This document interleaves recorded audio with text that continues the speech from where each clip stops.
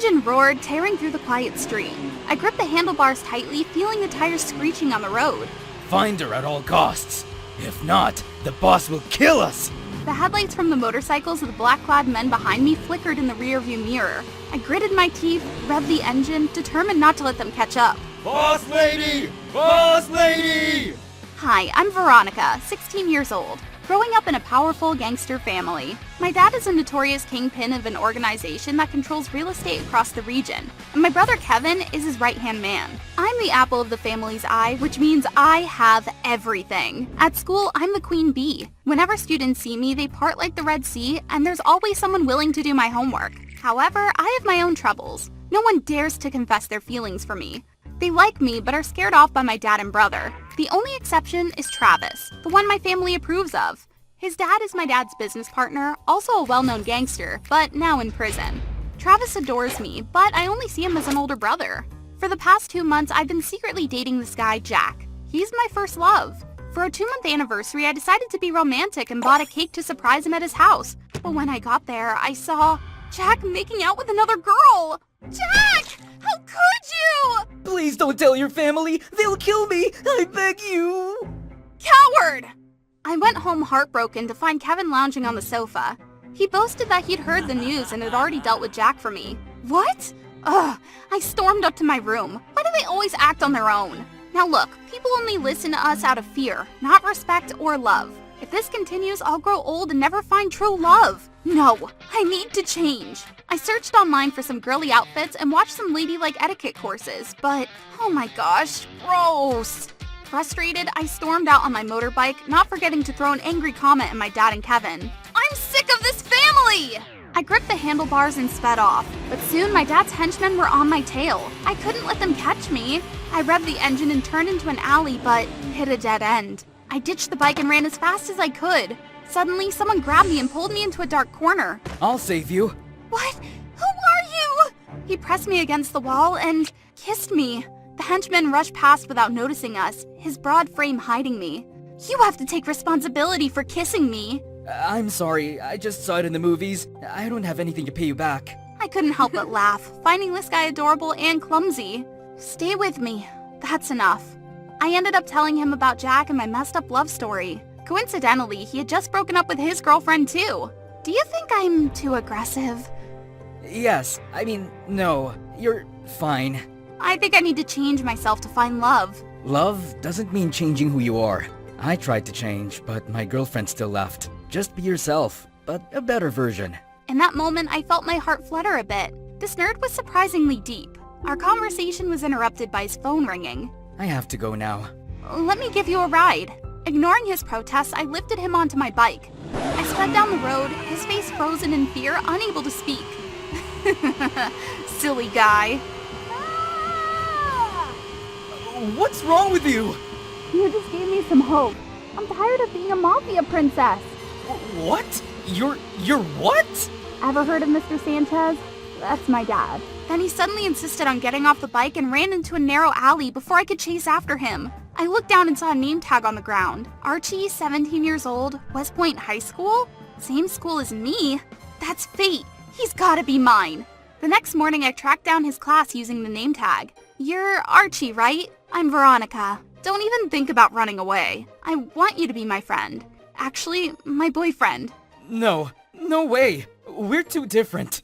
Yesterday you told me to be myself. Now you're backing out? What the waffles? Want to get punched? Seeing Archie all scared, I decided to switch up my strategy the next day. I had my lackeys at school bring food to Archie, even making me feed him. But uh-oh, I didn't know Archie was allergic to peanuts and now his face was all puffed up like a chipmunk. Another time, I staged a fake bullying scene so I could swoop in and play the hero. Everything was going smoothly until one of them actually kicked me. Boss, did we do it right? These idiots. I struggled to get up, but Archie quickly helped me. Why go to such lengths? I was going to ask you out for coffee to thank you for all the food you sent. How about Saturday? Is this a confession? Maybe not. Who cares? We met at Baskin-Robbins and oh my gosh, Archie was so sweet. He asked about my family, my dad's hobbies, my brother's interests, and mine. While we were eating, we both reached for a spoon at the same time and our hands touched. I noticed Archie blushing, but he quickly pulled his hand back. Aw, is this a good sign or what? And there's something else. Everywhere I went, I seemed to bump into Archie. At parties with my friends, on my way home, and even at the grocery store. We must be destined for each other. So the next day I went big. I got on the school stage and announced over the loudspeaker, "Hey everyone, from today on, Archie Murphy is my boyfriend, and no one is allowed to touch him." But before I could finish, Archie dragged me to a corner. Why do you always make decisions on your own? Is that how your family always imposes on others? This is unbelievable! I was speechless, a wave of shame washing over me. Tears streamed down my face. I ran behind the school and cried under a tree until it started raining. You dummy, we're not done talking. He sat down next to me and draped his jacket over us. "Why are you here? You yelled at me. You were so loud." I care about you. Fake! I tried to pull away, but he grabbed my hand. I've liked you since the day we met. It's just that I felt insecure because your family's so powerful. I was scared I wasn't good enough for you. He pulled me close and kissed me. The guy I liked kissed me. Aren't you scared of my gangster family? Scared of gangsters? Yes, but I'm more scared of losing you. We ran in the rain and it seemed to wash away all my earlier sadness. From that day on, we became a couple. Archie and I texted every day and met during breaks just to exchange a quick kiss. One day, he invited me to the bar where he worked. I didn't know this nerdy guy was a part-time bartender. So cool. That night, I dressed up nicely and went to the bar. And there were Kevin and Travis.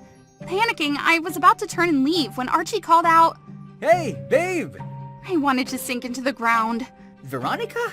You're Archie's girlfriend? Thankfully, Kevin didn't object. He said he was a regular at the bar and had talked to Archie many times, so he knew Archie was a good guy. The only one upset was Travis.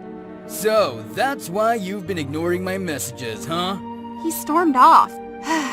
What else could I do? One day, I was home alone. I was dozing off when I heard the sound of a door being forced open in the next room. I quietly got out of bed and was shocked to see someone rummaging through the room. Without hesitation, I charged at him, using all my strength to attack. One solid punch knocked him to the ground. I turned on the light and couldn't believe my eyes. Archie? Archie, why are you here?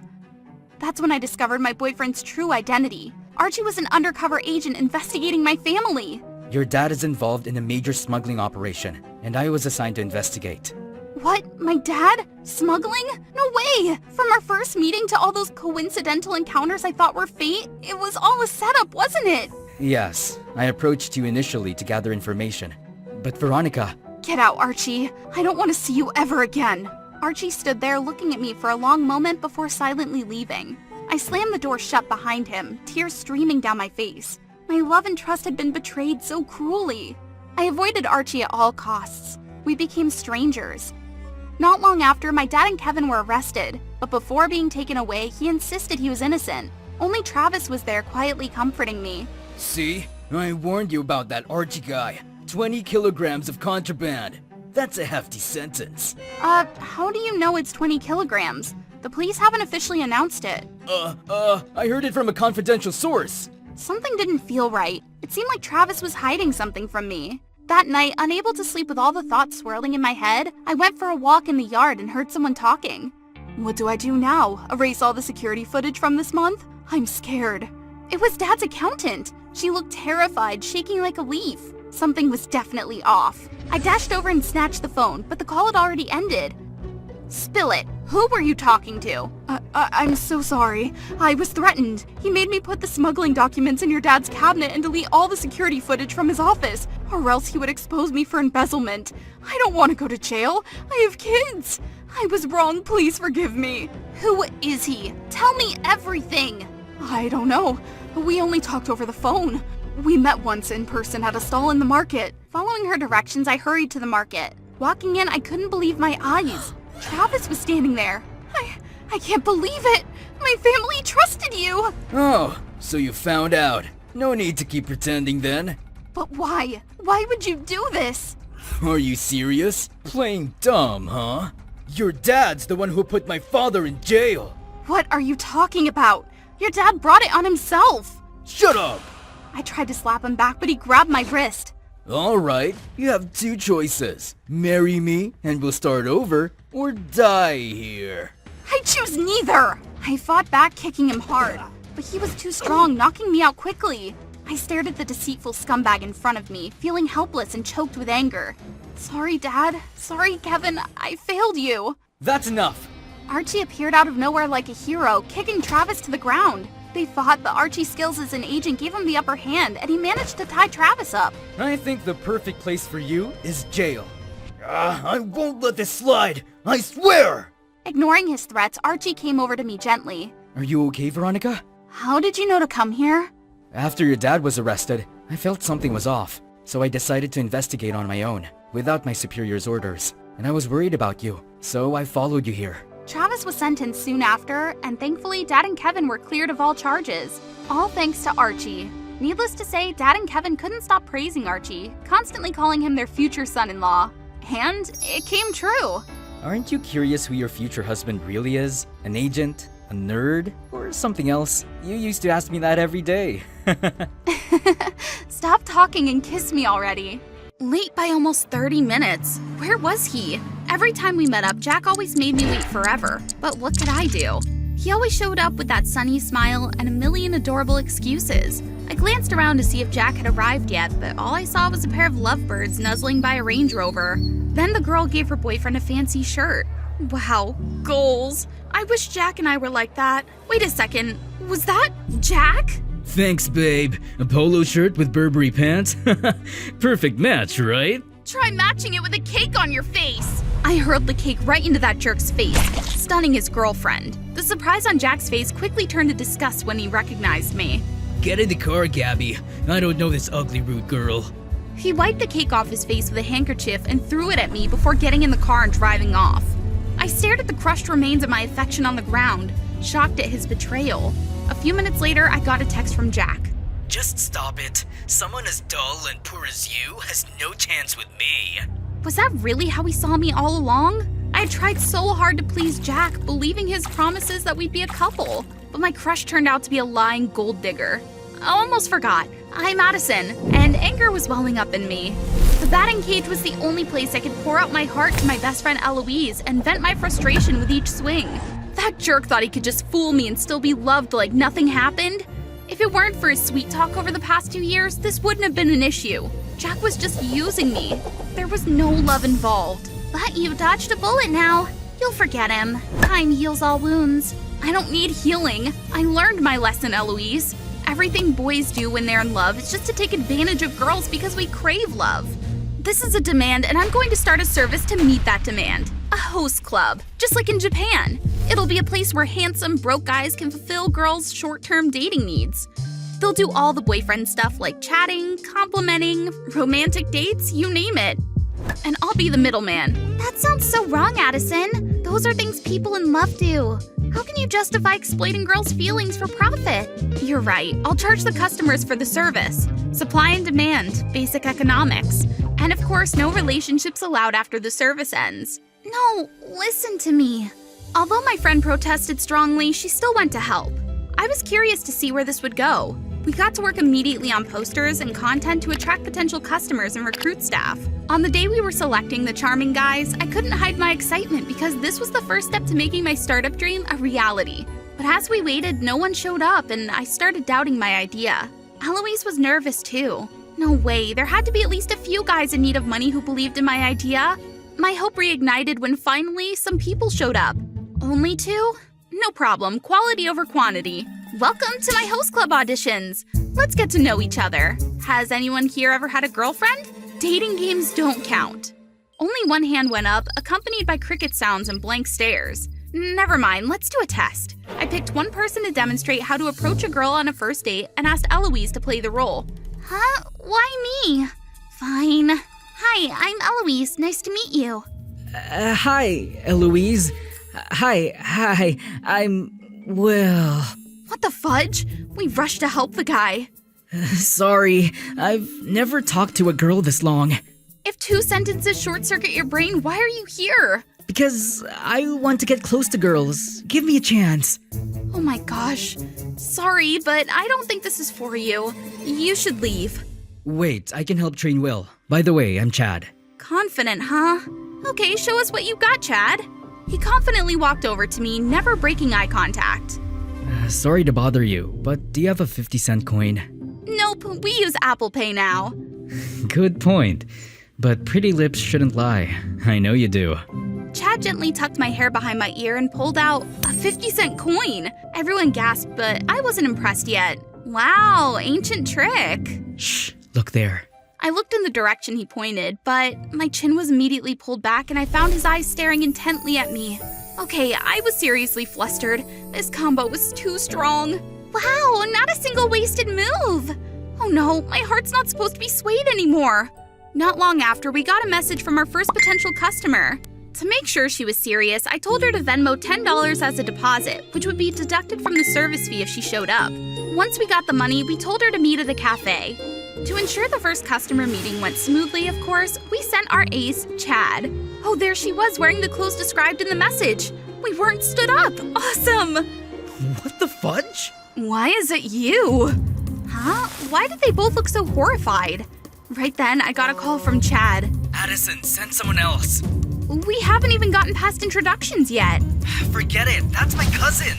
Fate really had a twisted sense of humor. Eloise had to calm Natasha down while I called Will.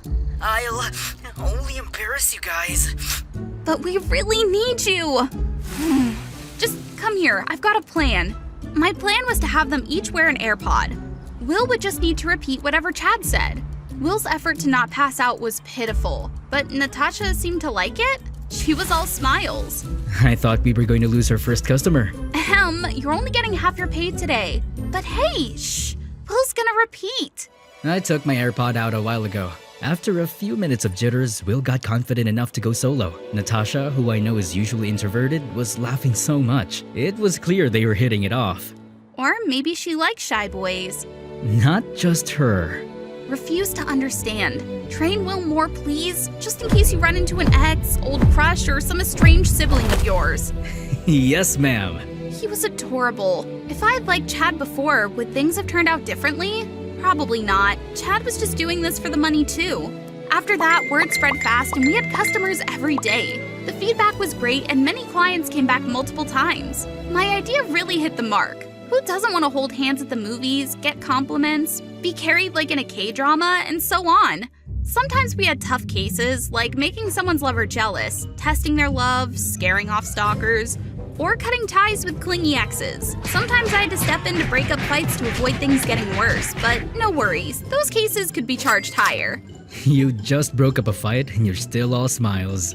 We made more money. It's business. Just for the money? Aren't you happy you helped someone out of a toxic relationship? Just wait, when she finds someone new, the cycle will start again. And don't even think about becoming her new boyfriend. You know the rules. Are you sure you need that rule? I didn't get to ask more because Chad left. The next day, a customer set up a meeting for a consultation at the gym. It was the girl I'd seen with Jack before. I tried to keep my anger in check and treated her like a normal customer. I'm sorry about Jack. I didn't know anything about you, and we've broken up now, so that's why I'm here. Come on, Addison, don't laugh. Be professional. That's old news. Let's move on. What service are you interested in? Actually, I'm not sure. A friend recommended this place. She said you guys helped her get out of a toxic relationship and heal. I want that too. What? We don't do that here. But you do. My friend showed me pictures with one of your guys and said the dates made her a lot more confident. She has an amazing new boyfriend now. What the fudge? My host club wasn't supposed to be some healing center. I pulled Eloise aside to talk. I was shocked when Eloise said Gabby was right. She explained that many girls came to us because of past heartbreak or shyness around boys. They all reported feeling more confident and happy after our dates. Gabby's friend even realized she deserved better thanks to a date with Chad. I didn't start this host club to save love-struck girls. It's for people who don't want to be in a serious relationship anymore. Addison, you're smart. I can't believe you don't see the good in what we're doing. Oh, now you two. What makes you think you know what I'm thinking? I've been trying to be there for you and watch over you because I like you. Stop it. I don't need pointless love. Whether you admit it or not, it's the truth. Don't you want to help someone in need? No way! Shut it down, all of it! I couldn't stand their pitying looks anymore, so I ran off. My mind was a whirlwind. I didn't do anything wrong. These girls who came to me, what made them better than me to deserve happiness now? Why was I the only one still left with this pain? When I came to my senses, I was at the mall entrance. At least here I'd get some peace. But then I remembered this was where I found out the truth about Jack. That was my first real shock, but without it, I wouldn't start this host club to make money. Now I felt like I was exploiting others' pain and emotional needs for profit. But so what? No one was there to heal me when I got hurt. Just then, I saw Gabby walking towards me. Leave me alone! Please, hear me out. I believe only you can understand. Somehow, I decided to listen. Gabby explained that she realized Jack was a gold digger and had to try to break up with him multiple times. But he was great at sweet-talking her into staying. Thanks to her friend's advice, she eventually saw that Jack was draining her both financially and emotionally. So she ended things and came to us. I saw myself in Gabby's story and I felt more sympathy than anger. It's my fault for not being strong enough to leave sooner. No, don't blame yourself. That leech wouldn't let me go until he found a better target. But it's okay, you've come to the right place.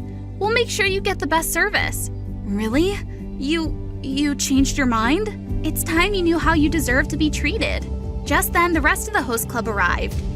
Since I'd blown up at them earlier, I had to treat them all to make up for it. Talking with them, I realized that what had dawned on me hours ago was something they had seen from the start. How could I have been so blind? That's not the only thing you didn't see. Right, I still had to deal with that clueless guy. After everything, I can finally admit that I was too negative about love just because of one awful person. Now I've met someone who makes me want to open up again.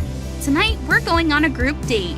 The other couple is Eloise and Will. Hi, I'm June Carter, 15 years old. I'm from... Oh my gosh! This dummy just put salt in her tea! No, I'm not dummy. I just pretend to be so I can survive.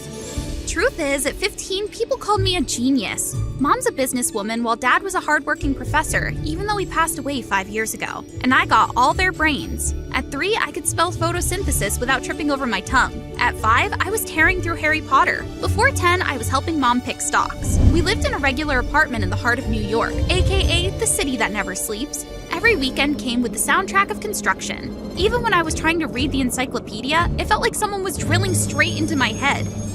One afternoon, I came home and saw Mom buried under a mountain of stuff. So, are we starting a new gig in shipping or something?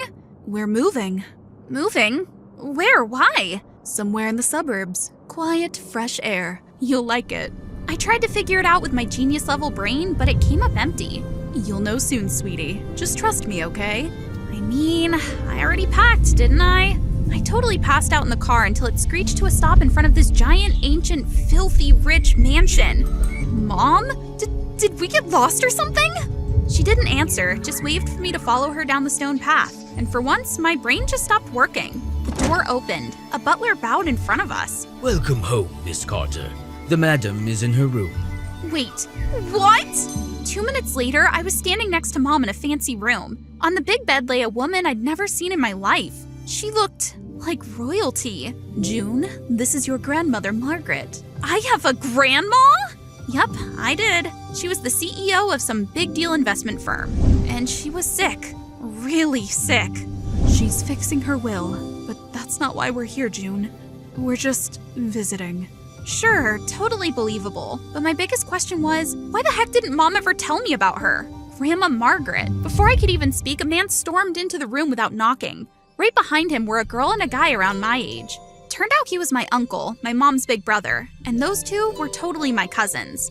This is Clarissa, 17, and Joseph, 16. What perfect timing, huh, June? Clarissa looked like she walked out of a Ralph Lauren ad, chill and full of herself. She shook my hand like she was a queen and I was the local peasant. Joseph didn't even try to act nice. From the way they looked at me, I could tell they saw me as competition for the inheritance. That night, I just stared at the ceiling, hearing my uncle's voice on loop. What perfect timing, huh, June? That was not a welcome. Obvi. So I made a choice. Let them think I was harmless. Let them underestimate me. I'd play dumb and stay chill. The next morning at breakfast, Clarissa frowned when I stirred my tea with a butter knife. Then I casually asked, "Do we have any oat milk? I read somewhere cows are like totally extinct." Clarissa almost choked, and Joseph snorted. Good. Let them think I'm clueless. Right then, I heard Grandma yelling. A maid came rushing out with her wheelchair. She was crying. Ugh, she's being cranky again. She hates looking weak in that chair. So she hadn't left her room in months? Boring. Guess it was time I said hi to Grandma. I made a bold move and asked her out for a stroll. Good afternoon, madam. Your royal chariot awaits. Luckily, she didn't scream at me, but she didn't look thrilled either. Do I look like I'm dying to you? No, but I think the Roses could really use a firm supervisor. They've been kind of rebellious lately. My dumb comment actually made her laugh, and somehow I became the first person to get Grandma Margaret out of her room in forever. That walk changed everything. We got to know each other. Turned out Grandma wasn't cold. She was indeed soft-hearted. And while I wasn't playing Inheritance Hunger Games, I had a feeling Clarissa and Joseph wouldn't win by just showing off. Oh, my lady's out for a garden stroll today? That's when I met Fred, son of the gardener. But honestly, he was closer to Grandma than anyone else in the house. You should have seen them. Meanwhile, I kept dodging my oh-so-charming cousins like a pro. Clarissa was still proudly parading her medals and certificates to Grandma, and of course, she got praised every single time. She looked so smug whenever I sat there, zoning out and counting ants in the grass. Have you ever heard of the company's renovation budget, June? She was testing me. Hold on, I'm hurting these ants right now. What did you say? Never mind. Eventually, Clarissa just stopped acknowledging me, but Joseph, not yet. One morning while I was making tea for Grandma, Joseph strolled up all friendly and handed me a little jar. Said it was the best kind of sugar for the elderly. Naturally, I used it. Grandma took a sip, then froze completely. June made that tea just for you, Grandma. Oh my gosh, this girl just put salt in the tea. I saw this TikTok that said seniors sometimes need more sodium for blood circulation.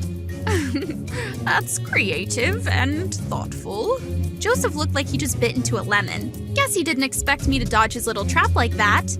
June 1, Joseph Salty. Somehow those wheelchair walks with Grandma became a daily thing. Her stories were like old novels. Worn, dramatic, but totally fascinating. And little by little, she opened up. I was engaged once, but I chose the Carter name instead. I was young, foolish, hungry for power. Your mother didn't want that life. She chose love, and she left. I let her. And she's never regretted that choice. And just like that, I had my answer, why I'd never heard of Grandma Margaret until now. I wasn't mad at Mom. I admired her more than ever. Then one day I got tasked with finding her beloved cat, Duchess. Obviously, it wasn't a job for perfect Clarissa or Mr. Too Cool Joseph. Nope, it went to me, the ditzy little girl who can't do anything right. While wandering in the garden, I heard a thump in the dry grass, followed by Duchess's familiar meow. If you jump off the roof and land on this patch of grass, you could survive. As long as you hit it at the right angle and the air drag doesn't mess you up too bad. But seriously, don't pull that kind of stunt again, got it? Most people don't really factor in air resistance, you know? Fred had showed up out of nowhere holding a plate of lemon tart, probably meant for Grandma.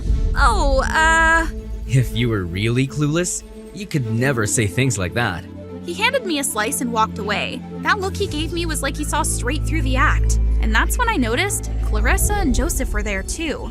I knew it! She's been playing us this whole time, pretending to be all sweet and innocent just to fool Grandma. Not even a second later, the two of them stormed straight into Grandma's room and slammed the door shut. My stomach dropped. If they started digging, they'd definitely find the articles about me. The brainiac who won all those competitions. The harmless little June image would be so gone. A little later, the door opened again. Clarissa walked out calm as ever. Meanwhile, Joseph shot me that smug little smirk of his. Grandma's not in the mood for her walk today. You should go back to your room. Oh, and she wants to talk to you tomorrow morning. And tomorrow night, she's announcing the will. Let your mom know. That night, I couldn't sleep, just like my first night here. But this time, it wasn't about strategy. I was scared. I cared about Grandma, the woman who used to glare at anyone who brought her a wheelchair, who now trusted me to push it. She told me stories no one else had heard. She let me in, and I lied. The next morning, I stepped into her room like I was walking into court. But when she looked at me, her smile was so soft. Like Clarissa and Joseph hadn't said a single word to her. June, if I didn't choose you, would you still stay? I didn't come here to be chosen. I'm staying because I love you. That's all, dear. You can go now. See you at dinner. I sat outside on the swing, totally spaced out, thinking about what just happened. Was she mad? Did she forgive me? You okay? She knows everything. I shouldn't have faked it. Yeah, you shouldn't have. But even smart people do dumb stuff sometimes. Fred always knew how to say the right thing. No wonder Grandma adored him. That night was the first time Grandma joined us for dinner. And the tension? Whew, you could cut it with a spoon. I've made my decision. I swear I could hear the clock ticking. The one who will inherit the estate and lead the company is June. My breath caught. My heart was doing somersaults. Why me? Why someone who didn't even play the game? My uncle stood up so fast, then he walked straight out of the room. Didn't say a single word. Clarissa didn't flinch. Didn't get mad either. She just froze. But she's a straight up liar. How can you trust her? I've known for a while. A truly foolish child could never pretend the way June did. What I saw wasn't deception. It was restraint, kindness, wisdom. And I believe you can do this. Joseph shoved his chair back, then stormed out. Clarissa looked at me, then smiled. I'll help you. If you want to learn more about the company, just ask. Thank you. Seriously. After dinner, I spotted Mom standing in the hallway. She looked nervous, like really nervous. She asked to talk. After all this time, she asked me to sit with her. Mom stayed in Grandma's room for a long time that night. I had no idea what they talked about, but afterward, she hugged me tight and whispered, "Thank you." And I knew something broken had finally started to heal. I stepped outside and saw Fred waiting for me. He looked like the main lead from a K-drama. Hey, Newton. Not gonna lie, you're kind of terrifying when you look all wise and enlightened. You stalking me now? Just doing Grandma's bidding, taking you to your new school. He waved toward the house, and there they were, Grandma and Mom both smiling at us from the porch. I was starting a new chapter. But this time, I wasn't pretending to be clueless anymore.